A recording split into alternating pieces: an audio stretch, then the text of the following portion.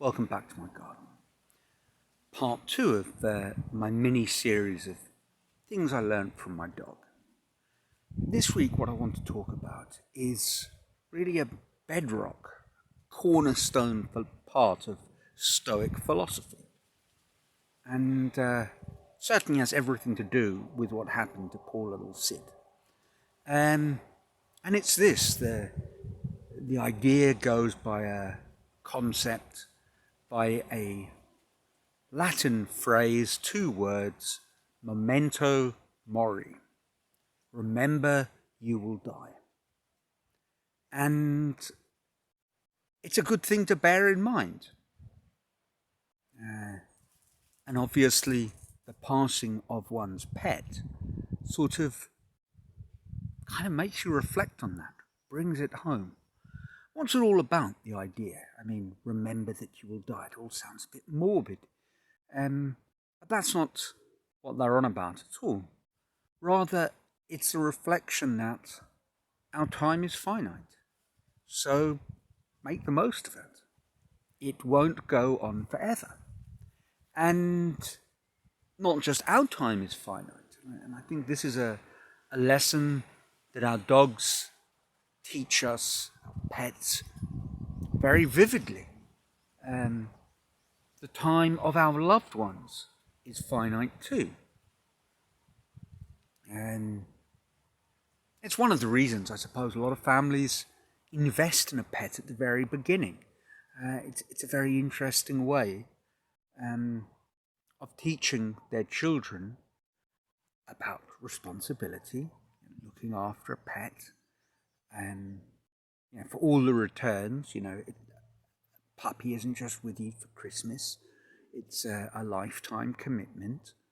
And it's a lifetime commitment that in all probability you will outlive, and you will have to deal with, confront, negotiate and understand the rather difficult to learn concept of death, certainly for a child. But I wonder how much easier it is for us adults. Conceptually, maybe it's clearer, but the idea doesn't get any easier. And I think that is certainly when you're watching life ebb away from someone, something you love. It does really bring home to you what you had together, what you shared, and that obviously that is finite. And coming to the Stoic sort of angle to it, therefore, today, now, right now, how are you going to make the most of the time you've got? Because these are parcels of time, and they are limited. And equally, and this is I think the crux of it, given that you are aware that that time is limited for your loved ones, well, don't take them for granted. I guess that's the message there. That's the key idea. I've spoken in a few of the videos about this short film I saw on YouTube. I think it's a Spanish production, and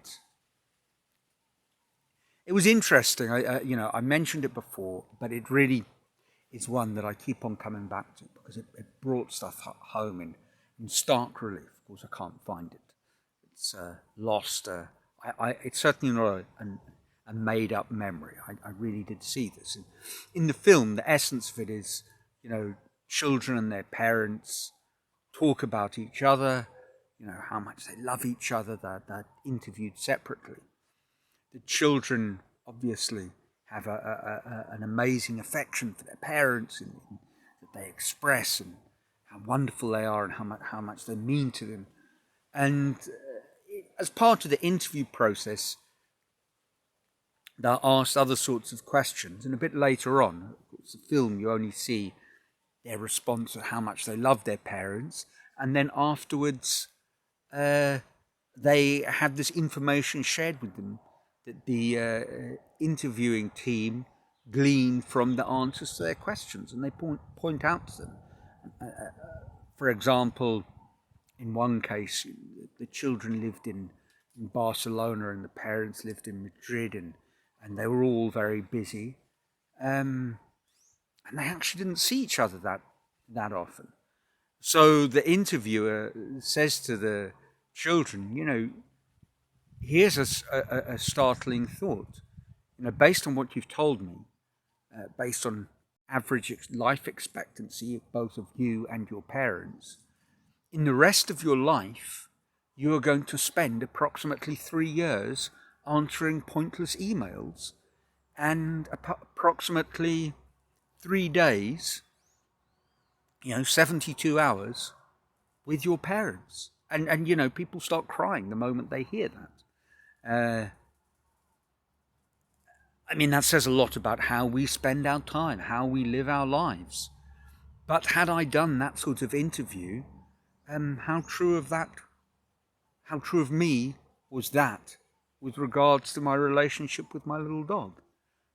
How often did I spend time watching things over and over again that really brought nothing to my life? And actually, if I'd just, end of a session of work, instead of watching some meaningless YouTube clip, if I'd spent an extra 15 minutes sitting out on the patio with my little dog's head in my lap, I would have been much better off. Now, that's not, news to any of us. What's interesting, and it's a point worth making, is that since my little dog passed away, one of my other dogs is sick.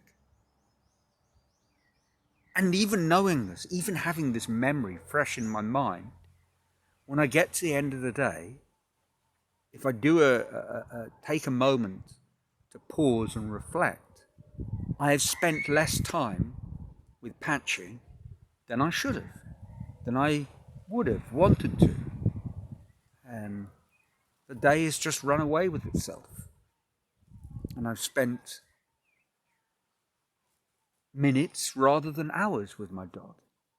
And if it was because the rest of my time was being so incredibly productively used, that'd be fine, but it isn't.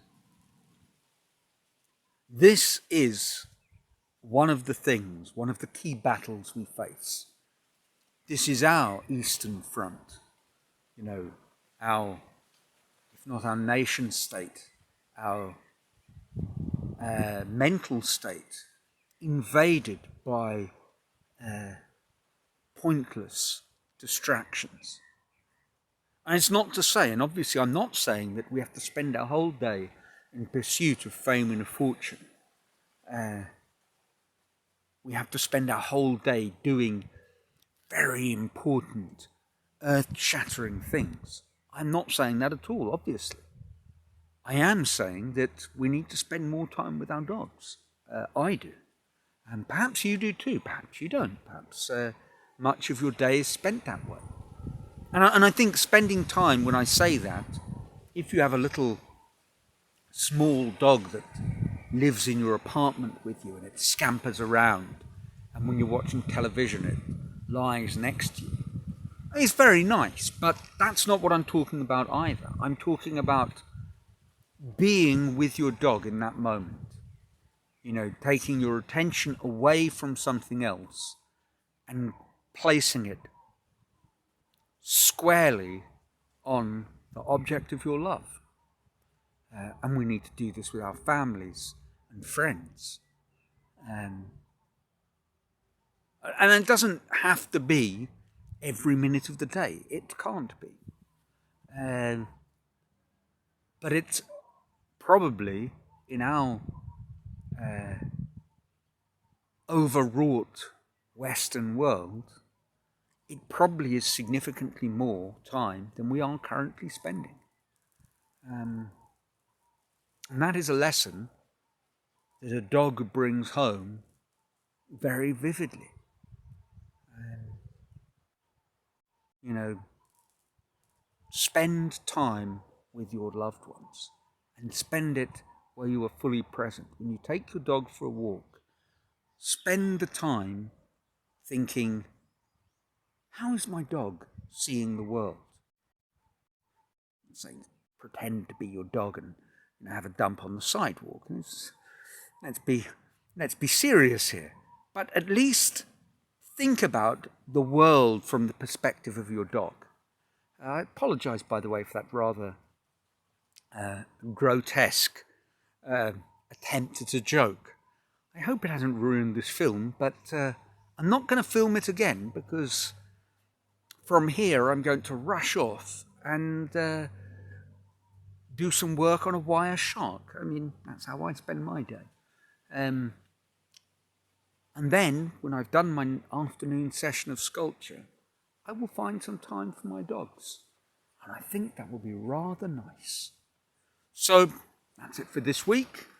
As always, let me know what you think in the comments below. And I trust your lives are filled with joy. The world is treating you well. And until next week, from a sunny Brazil,